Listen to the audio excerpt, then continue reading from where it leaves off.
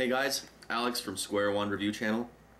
I think a few months ago I had a review, I'm sorry, not a review, well it was a review for a video that I got a response to in form of message, where somebody asked me to give lessons on my channel.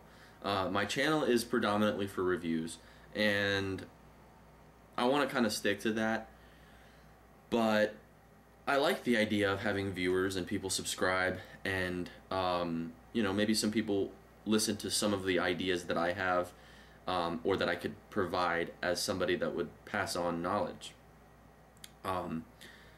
So this is just my like update or like a preview to what would come if I decided to do lessons. And like, I'll give you a little bit of information about myself. I've been playing guitar for 16 years.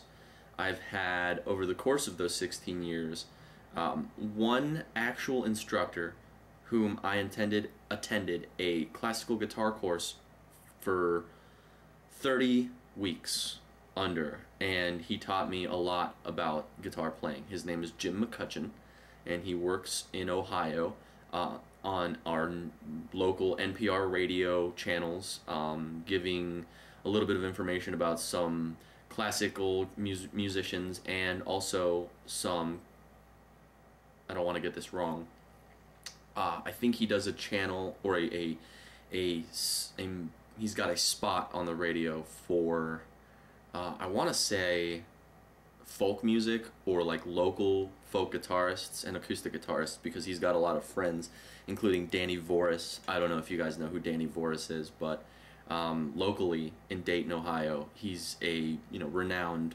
acoustic musician. So he's probably not the best in the world, or one of the best in the world, but he's a very talented musician. So I had learned from one of the better musicians in the area who has taught and worked with some of the best musicians. But that doesn't mean that I'm amazing, because this was a beginner classical guitar course. So nothing very serious or drastic here. Now, over the last 16 years, I have gone to eight or nine instructors who have attempted to teach me, and I only lasted a week in their basic introduction to their course, because they weren't trying to teach me things that I wanted to learn. Now, that's a subjective opinion of mine, and you'll find me using subjective and objective words constantly, because I feel that it's important for people to understand that this is my opinion, and I've been called out on my opinions, and I'm not afraid to give my opinion, but I want you to know the difference between opinion and fact.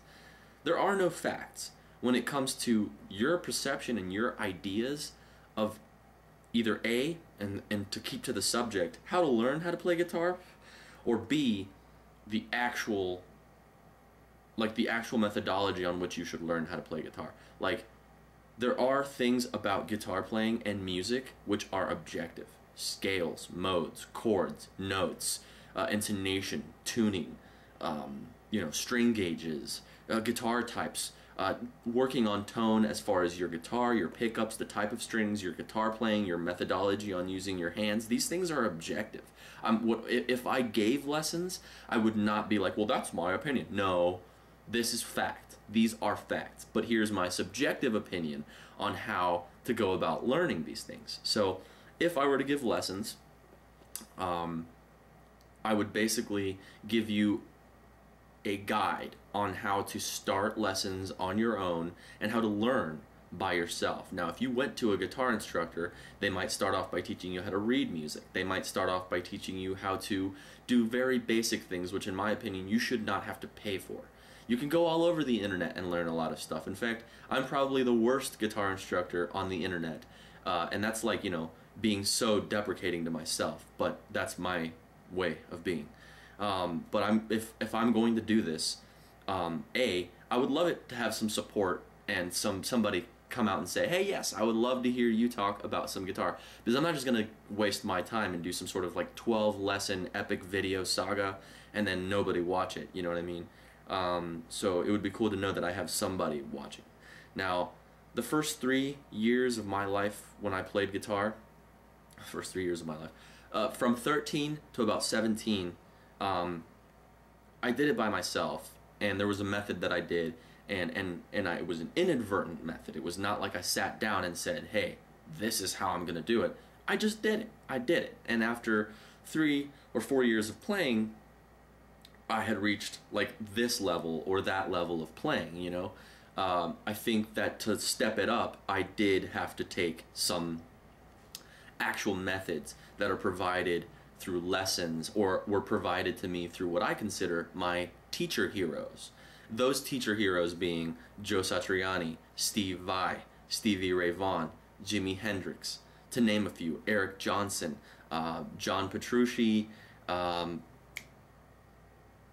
The names escape me because there are so many. And when I actually format my videos, I'll give you some links and some ideas on where you might want to go and who you might want to learn from to learn certain ideas. As of late, I've been taking a step back and discovering some of the great guitarists that taught some of the others. I'm talking about Frank Zappa, Robert Fripp of King Crimson, and you know, some of these guitarists had methods and ways of playing the guitar which differ from modern shredders and modern people. Look at Jason Richardson of Born of Osiris, for instance. He's 20, 21 years old, I think, and he's teaching me things from observing, and you know, the dude's a genius. He's amazing. But I'm like 28 and I still don't have some of the tactics and techniques that he does. So it's never too late, in my opinion, to learn a lot of stuff. It's never too late to like go out and experiment and try new things. What it is too late for, if you've reached this point, is if you've closed your mind and said, okay, I'll never be good enough, so I'm just sticking to this. You failed. You have failed.